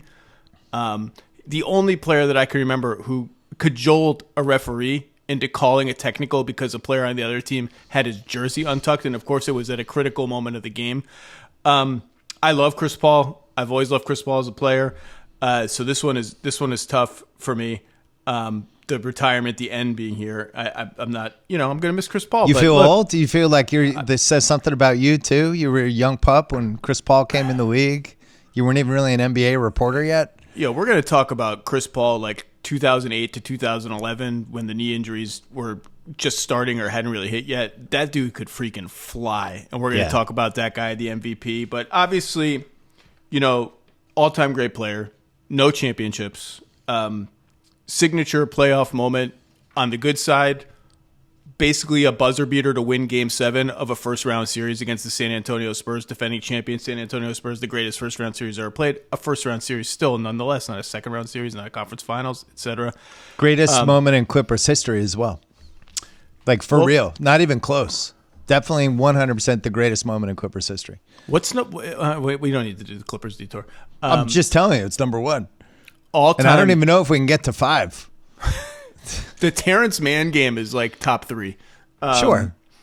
All-time low moment, 2014 Game 5, Thunder Clippers conference semifinals, 2-2. Clippers blow a 7-point lead with 49 seconds left in a game where the series was there for the taking, and Chris Paul's at the center of like 17 different things that go wrong in the last 45 seconds of that game. But you have to team that with the collapse against Houston a year later. 2014 was on really him. It's one of the worst moments any superstar has ever had in a big game, and especially how much that game meant, what it did to the rest of the series, and the fact that it was him, of all people, the most efficient point guard of all time, the leader, the floor general, and he just completely self-combusted. Well, it was first, though, trying to draw the foul, just turns the ball over, fouls Westbrook on a 3, and then they still have the ball with a chance. I can't remember if it was to take the lead or to tie the game, but they have the ball, he's got it, and he just loses the ball. I mean, it is one of the worst 3-play sequences ever. Isaiah had his version of it, which was Bird steals the ball, and this was just as bad. Yeah, it's all 3 of them are Chris, and it's the first one which really starts the whole thing. The turnover. And then next year, the worst collapse I've ever seen in person in a basketball game against the Rockets, and he's out there for that too. But the turnover, trying to game the system to get a 3-shot foul instead of a 2-shot foul, what all you need to do is get fouled to go to the line and ice the game, is the ultimate best and worst of Chris Paul rolled into one play. Trying to outsmart the game, trying to gain an extra bit when you didn't really need it, and it backfires hellaciously. But, we are talking about a guy who 12-time All-Star, 11-time All-NBA, 9 times All-Defense, an all-time great player, no question. And in terms of the point guard, though, I mentioned before I saw a tweet going around, like, no-brainer, top 3 point guard of all time. I'm like, In a world where Magic Johnson, Steph Curry, and Oscar Robertson exist, cracking the top 3 is going to be pretty tough. If not impossible. Pretty tough. If not impossible. I don't think Curry's a point guard, he cannot. Chris Paul is not in that territory with those 3 guys. Period. End of story. And I love Chris Paul, and I have him 32nd in my pyramid, and I have him as I had the 5 levels in my book. The Pantheon was the highest level. I had him level 3, and now he's really the last guy level 3, right ahead of Stockton. Level 4 is different. Like, level 4 are guys who were the best guy on teams that won titles, or guys that were just transcendent in some way, but were part of championship teams. And he can't say it, unfortunately. I mean, we can sit here and talk about the definition of a point guard. Steph, I mean, is not a traditional point guard in the way he moves off the ball. That shooting is his primary number one skill and all that. And then we could go down a whole side road into like, what is James Harden? What is Luka Doncic? What is LeBron James? But it's a different position because we're trained growing up 1, 2, 3, 4, 5 point guard, shooting guard, small forward, power forward, center. And now you have like I call them zero guards, where it's just like, what are they? They have the ball all the time. They're not necessarily out there to make people look better, to elevate other people as much as like the offense kind of revolves around what they do. And but Curry's more point guard than shooting guard, but Chris was a completely different player. It's really hard to compare them, I think. Totally different player, but I'm going to go ahead and classify Steph as a point guard. Fair. And, his ball movement and the way he draws two to him off the ball is almost like drawing two on the ball and working as a passer. It's just a different way of freeing people up. And if we do classify him as a point guard, Magic is Magic, 5 titles. Steph is Steph, 4 titles. And Oscar Robertson, when people say top 3 point guard, they're just omitting 26,000 points, 26 points a game, 7 rebounds, 10 assists, like huge for his position, and could impose his size in different ways that Chris Paul never could. I mean, the guy's a revolutionary NBA player, and I don't know where you have him ranked, but he ranks above Chris Paul, and therefore Chris Paul's ceiling as an all-time point guard is number 4, and that's where it starts to get interesting. Yeah, Oscar's in the pantheon. Kuzi, all the stuff he did in his career and how important he was, and I get it. We get older, and when we this is our second crack at taping this segment. In the first one, I talked about how if you took Reed Shepherd right now and you just put him into 1956, people in 1956 wouldn't believe what was happening. Like, they would have never seen anything like this. I still have Kuzi and Isaiah ahead of Chris because of the titles, the success, and I think Isaiah from 87, 88, 89, 90, they're arguably the best East team. They should have won that series. I think the 88 Lakers and the 2013 Spurs, the two teams that came the closest to win. 88 Pistons, sorry. And the 2014 Spurs, the two teams that came the closest to winning the title without winning the title. And then he wins back-to-back as the best guy, and a guy who, I think the case with Isaiah, you can't use Basketball Reference. I've talked about this. He could have scored 29, 30 points a game for 10 straight years and did not want to do that. And there's an awesome book written about this called The Franchise, about how those Pistons teams were put together, the way Isaiah thought about being the best guy on a team, what he had to do. And I always thought Chris was the 2.0 version of him in a lot of ways, where he wanted everybody else to be involved for 42 minutes, and then the last 6 minutes was kind of his time, right? And that's the true point guard. And those are the guys that we talked about when we did take one of this, like, who are the guys now who are wired that way? And like, it's basically the future of the point guard position is in Darius Garland's hands. That's the only guy we could really think of who has all the old school DNA for it. Yeah, first of all, it's good we're taping this again, because I think the first taping had so many Reed Shepherd mentions from you that Conke Nipples' family was getting uncomfortable and jealous at the same time. That's true.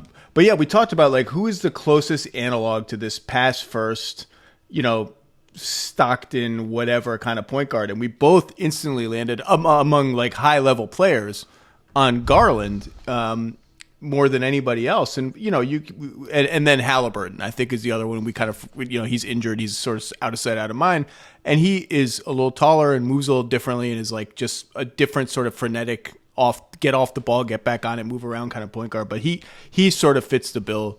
And with Garland, the shame with Garland, which is good for him because he's been on good teams, but he's on Mitchell's team. We don't see him with the ball at the same time.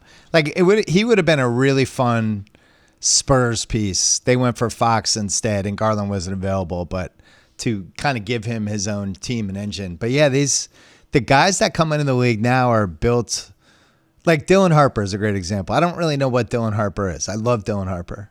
He can play without the ball. He can play with the ball. He's got size. He's a scorer, but he's not like the Isaiah Thomas kind of DNA type guys. And when I was growing up, there was a million of these guys. We had Mo Cheeks, we had Tiny Archibald, we had Eddie Johnson, we had who was the guy? Kevin Porter.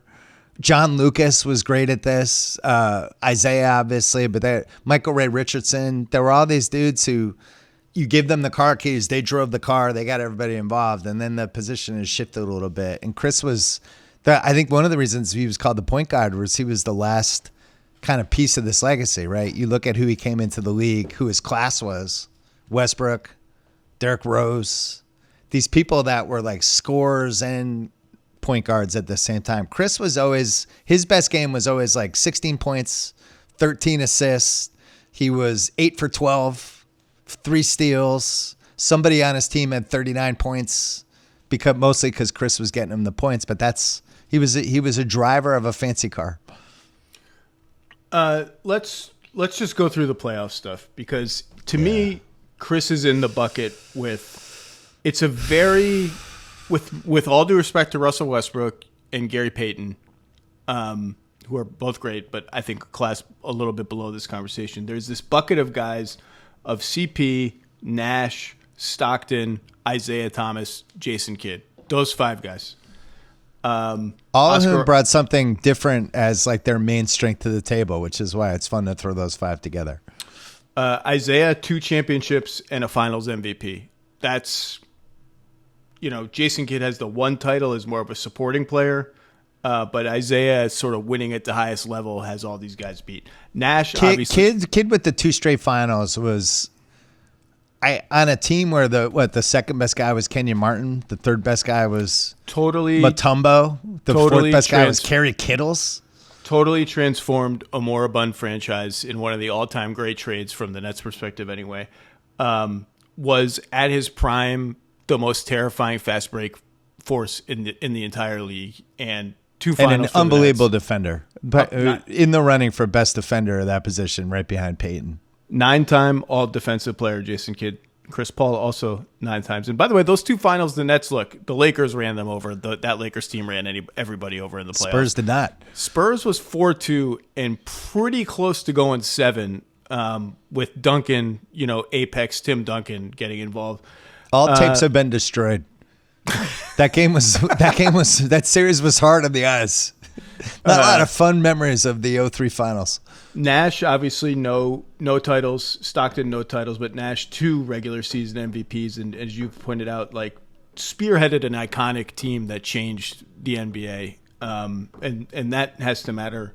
And also, I came along at a time when the league desperately needed a player in a team like that. It was the scoring was way down. The one-on-one stuff was the worst that it had ever been. And we just didn't have any teams that kind of looked like, once the Weber and the Kings fell apart and once Nash left the Mavs, we really needed a team that's just like, that's a really fun team. I'm excited they're on TV tonight. And they kind of had that mantle for 6 years? All the way through 2010. All right, can I put my Chris Paul Stan hat on for a couple minutes here? Let's hear it. I'm just going to sit back and drink from my David Robinson Dream Team cup. Holding it up for you. It's a good. You got the whole set. I've had. Yeah. I don't remember the last time I was at your house which one I got. I was just given one, and I remember being unhappy with it. I don't remember which. I think I might have given you Malone, and you took it personally. Stockton's co-star. Apropos. Look, Chris Paul. The playoff track record is going to be a big talking point here. I would argue I did a piece when they made the finals in Phoenix in 2021. I went back through all Chris Paul's history, why it meant so much for him to reach the finals at that point in his career for the first time, and what this chance to win a title meant for him. There are a ton of Chris Paul's just last 5 minutes of close games record. Other than that one game, is pretty unassailable, regular season and playoffs. He's one of the greatest regular season crunch time players of all time, period. I did the math. I did the deep dive. I had ESPN stats go back and look at it. It's unassailable. Part of the reason, by the way, never turned the ball over. Was a low turnover, just efficiency machine. Which makes the 2014 OKC game so crazy. It's not good. Such an outlier in so many different ways. But I'm going to keep doing the Stan thing for a minute. In the playoffs, lots of big shots in Chris Paul's dossier, including a playoff series-winning, Game 7 winning buzzer beater. Most of them are in the first round. First round, it doesn't mean as much. Sorry, it just doesn't. It just is what it is. 2014, we don't need to belabor it. It was really, really bad. Chris Paul has played his entire career in the Western Conference during a 2-decade run of total Western Conference domination. Wow, you're really standing it up now. So I'm standing it up. You didn't do this the first time we taped this segment. Let's extra stand it. Let's go through the Like I know the limitations. I get being a 6-foot point guard it's tough. Let's say they win against the Thunder in 2014. Waiting on the other end is the Spurs, who rampaged through the playoffs and won the title. They always played the Spurs okay, though during that stretch. 2015, you're referencing the Rockets 3-1 fall from ahead. All-time ugly playoff moment. The worst collapse I've ever seen. And waiting for them was a pretty young Warriors team that wasn't, even though they won 67, wasn't positive. Pretty good.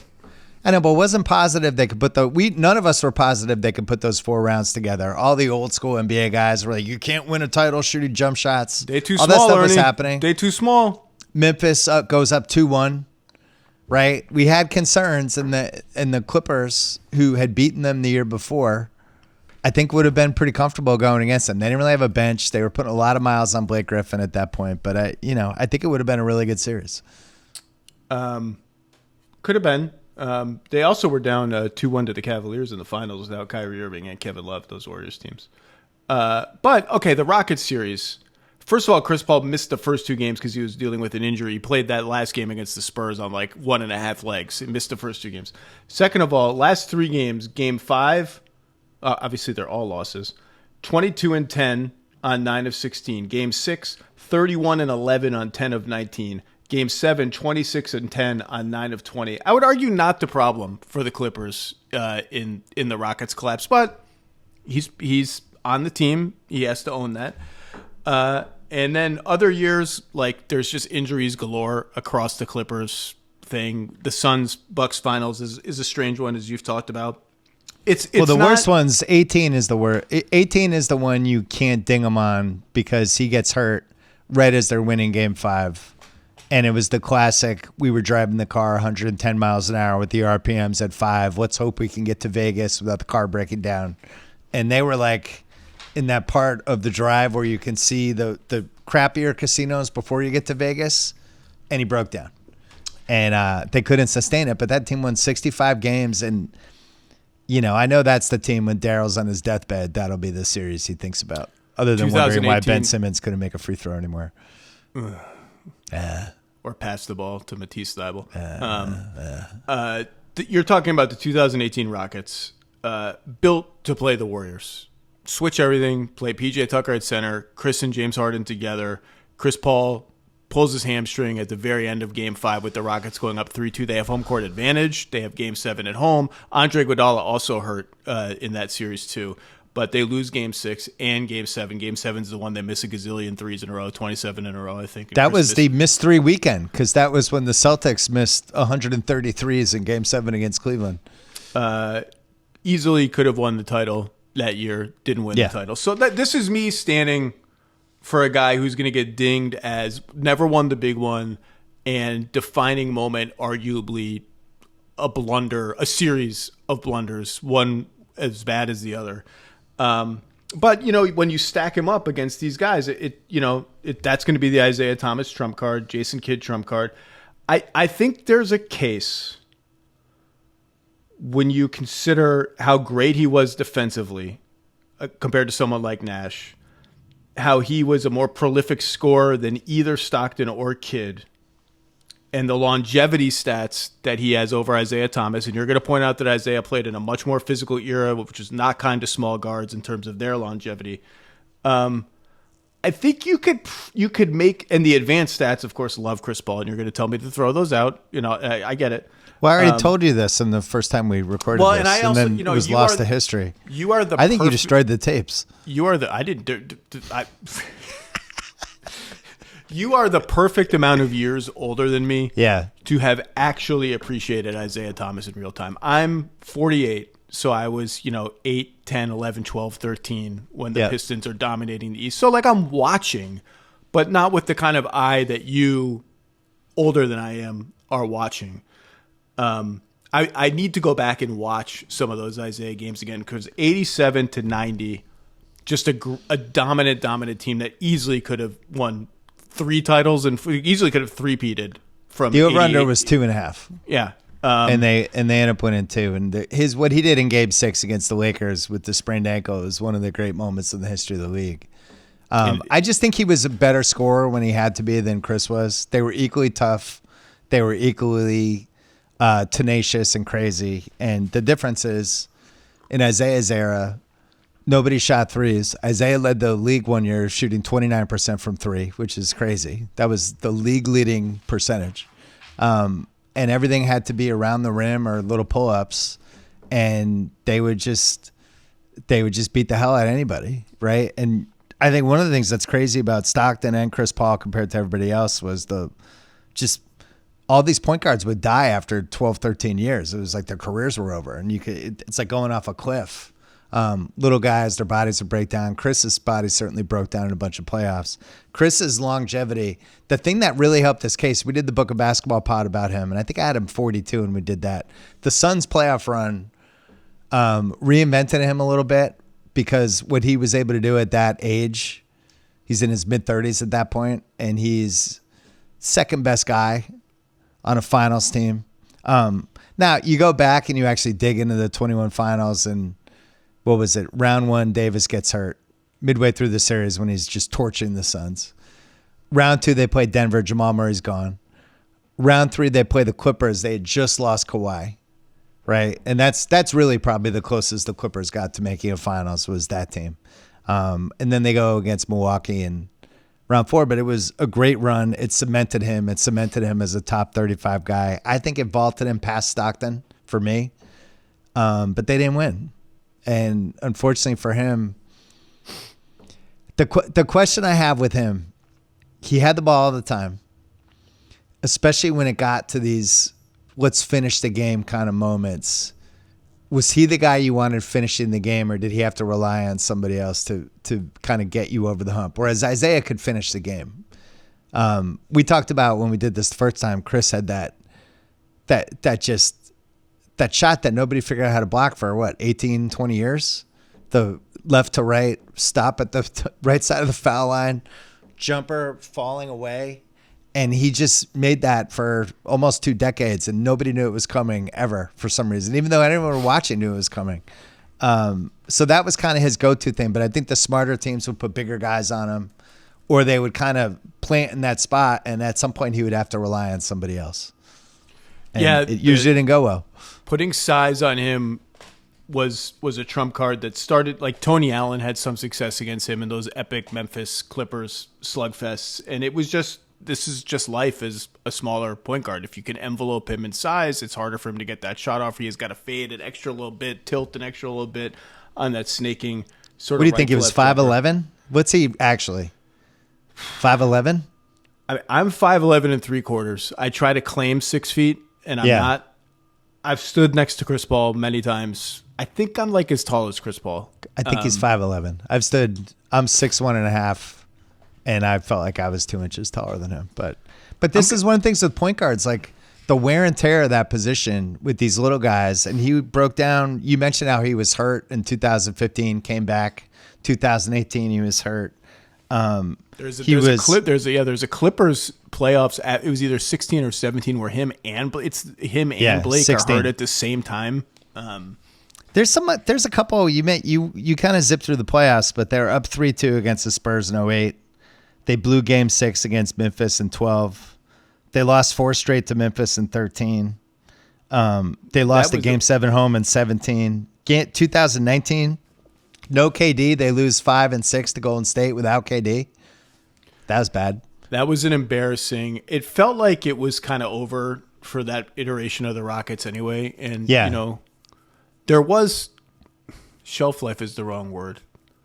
Chris is an unrelenting perfectionist, and it wasn't for everybody. I think it wasn't for everybody for demanding. The long haul. Demanding. It's like if you have people in your life who are telling you all the ways you're doing something wrong all the time, they might be right every time, and Chris is right 99% of the time. It's just like you just go through these days, like not today. Like I don't want to hear anymore today. Just let me slide for a day, and he just would never let it slide. But okay, so in terms of like, I mean, I think I would take him. This is just we're just doing this day of, deeper dives to come. I think I would take him over Nash. I just think peak Chris Paul.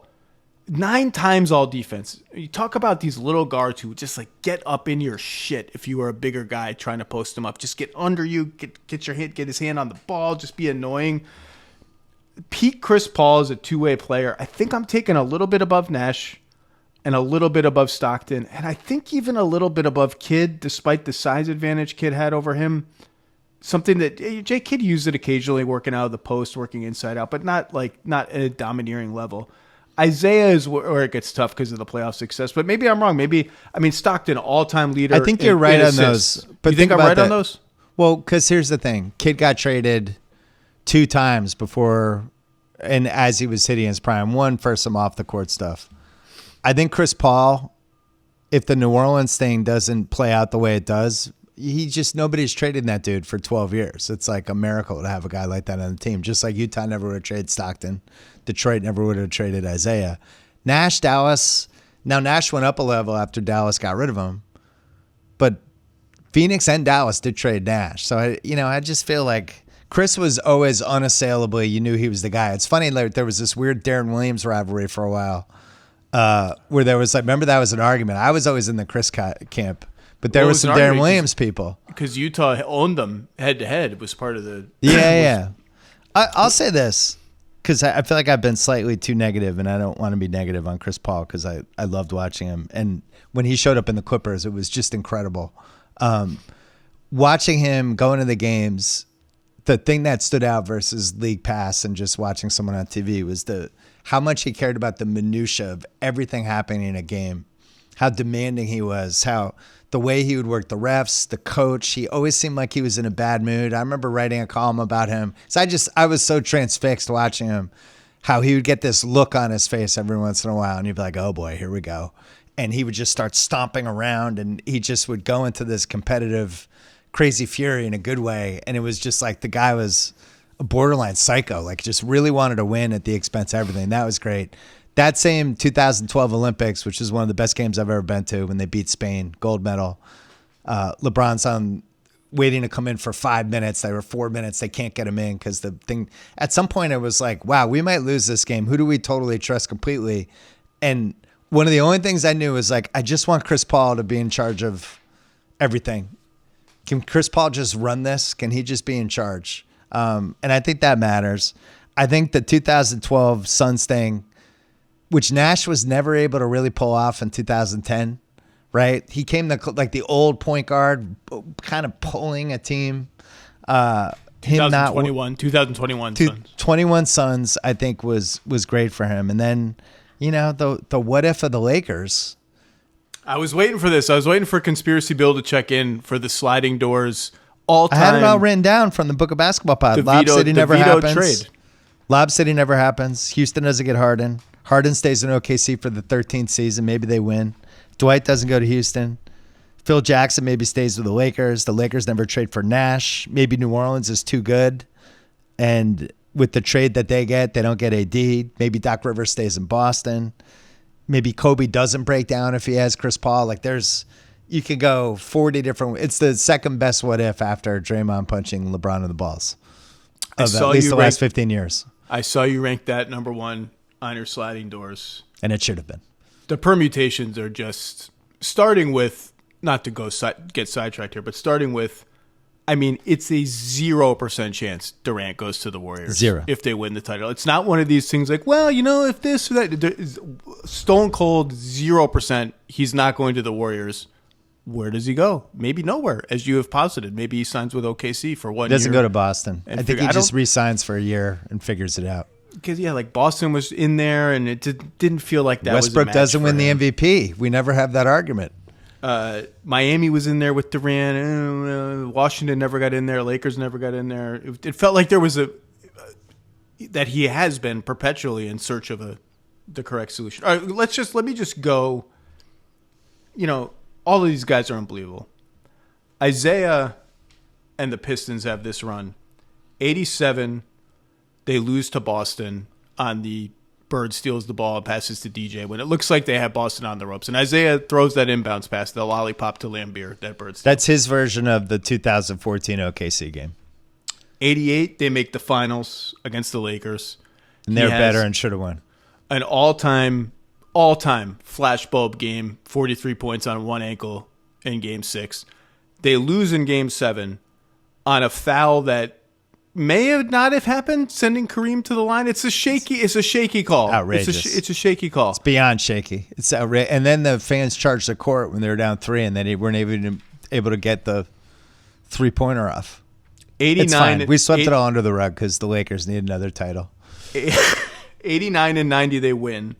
And in the 90 run, he has some crazy games along the way. And just a consistent, great two-way player. And by the way, the 89 team, when I did my book, and now the 2018 Warriors would be added, but I had the 89 team as, I think, the 4th best team of all time. I thought that team was incredible, and he was the spearheading general of the whole thing. That was his team. He was the engine. If you watch, like, when they win games, he's the guy they all gravitated to, and that was his opus, that 89 team. 19 and 9 for his career. 16 and 9. He actually averages a hair more assists per game than Chris Paul, which surprised me. 9.3 for Isaiah and 9.2 for Chris. But he's like, I said this earlier, I'm positive he could have been 28 to 30 a game in the 80s if he wanted it. If he wanted to just be like, I'm just going to get my stats easily. I think he could have been second in scoring every single year. The veto is a what if, and people know now Chris is like the wily, old, crafty, all guile and smarts. You go back and watch young New Orleans Chris, the dude is a freaking blur. He's hopping everywhere, he's jumping, he's fast. And you're doing our favorite sort of Chris deep cuts rather. I will always remember the 2011 Hornets. David West, I think, tore his ACL right at the end of the season. They play the Lakers, two-time defending champion Lakers, in the first round of the playoffs. Totally overmatched. Lakers have home court. They're the higher seed. David West is hurt. The Hornets rather, are decimated. And it's improbably 2-2 after 4 games. And entirely because Chris Paul dominated the series and was by far the best player on the floor. 33 and 14 in game 1, 27, 15, and 13 in game 4. He was like astoundingly good. Young Chris Paul was like an astounding player. Well, and that's why the whole trade sweepstakes for him. So that playoffs ends, lockout for 6 months, lockout ends. All of a sudden, Chris Paul's on the table, and it was really meaningful because we had just seen him do that in the playoffs, and it was like, holy shit! If the Lakers can't get Chris Paul, this would be a disaster for the rest of the league. Like, that's how good he was. Yeah, I think I'd take him.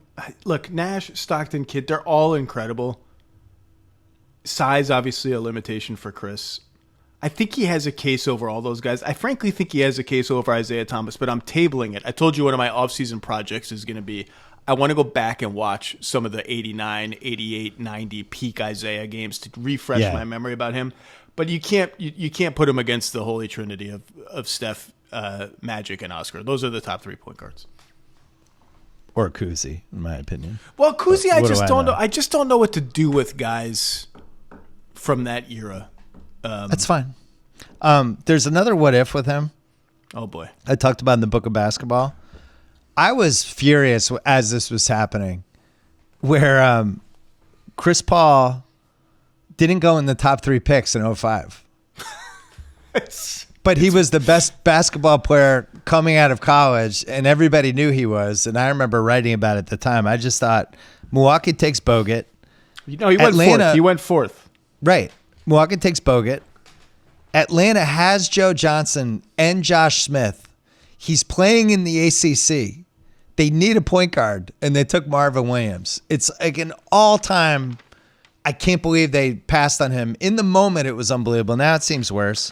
And then Portland has the 3rd pick, and they trade back for 6, 27, and 30. And then Utah takes Darren Williams with 3rd pick, and Chris Paul miraculously falls to 4th. But I'll never understand how Atlanta passed on him. That was like, in the moment, that was fucking crazy. They took Marvin Williams, who didn't start at UNC. And if he goes to Atlanta and he's with Joe Johnson and Joe Smith in the Eastern Conference, as what we know is going to happen in the Eastern Conference, like that's completely different scenario. He also goes down as, you know, the Hawks, like he would have been in the running for best Hawk of all time, him versus Dominique. I just don't think he ever leaves. Thinking of all-time inexplicable number 2, you passed on who to pick who?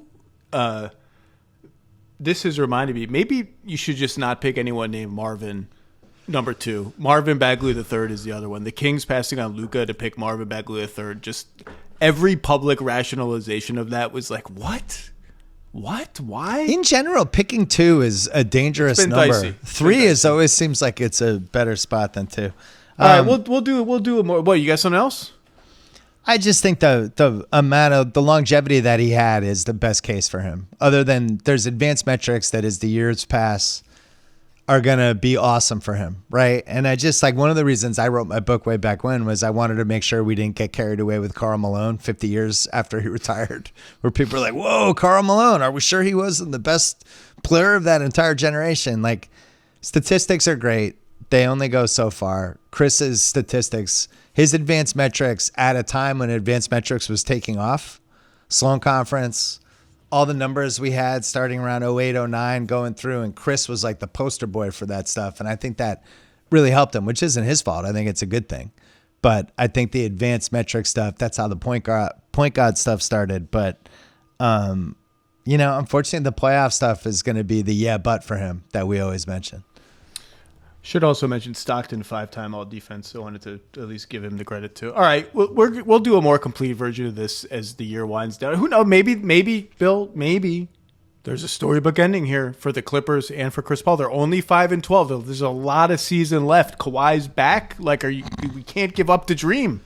Their only storybook ending is not giving OKC a top 7 pick and not having Steve Ballmer suspended for like 3 years would be the 2 storybook endings. Anything else is gravy. Even if they get to 40 wins, that's a bonus. I'm just going to leave it right there. Bill Simmons, thank you for your time, sir. Thanks, Zach Lowe. All right, that's it. We'll talk to you later this week. You know I like to give you guys an episode for the bad travel days around Thanksgiving, so we'll be coming back with another episode here pretty soon. Thanks to Howard Beck. Thanks to Bill Simmons. Thanks to Jonathan, Jesse, and Mike on production. Thanks to you all for listening and watching The Zach Lowe Show. We will see you again real soon.